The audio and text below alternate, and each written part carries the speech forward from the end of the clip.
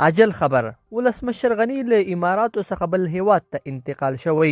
ولسمشر غني چیرته وړل شوی دی؟ احمد سعیدي تازه څه ویلي دي؟ جزئیات په ویډیو کې وګورئ او چینل سبسکرایب کړئ.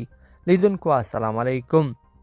د افغانستان پخوانی ولسمشر اشرف غني چې د کابل د سقوط وروسته متحده عربي اماراتو ته پناه وړې وه، د دغه هیواد څخه ویستل شوی دی. د سیاسي چارو شنونکي احمد سعیدي دعوه کړې ده چې د داسې معلومات ترلاسه کړي دي چې ښایي د امریکا متحده ایالاتو اشرف غني او د هغه ځینې همکاران د اماراتو څخه ویستلي دي او امریکا ته یې وړي دي.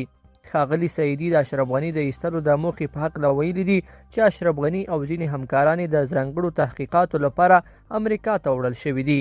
احمد سعیدي په خپله وینا کې زیاته کړې ده چې د معلوماتو په بنسټ محمود فضلي په دې ټیم کې شتون نه لري. هغه ځان مخکې سویډن ته رسولی دی. د یادونې وړ ده چې تر اوسه پورې په دې هکله هیڅ رسمي سرچینې کوم څه نه دي ویلي.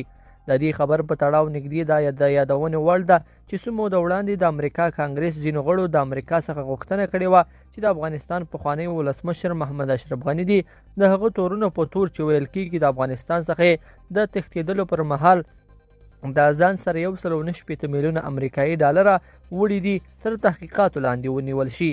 د کابل څخه د اشرف غني د تېښتې په مهال داسې خبرونه خپاره شول چې د هغه د هیواد څخه 1.9 میلیون ډالر متحده عربي اماراتو ته تښتولي دي.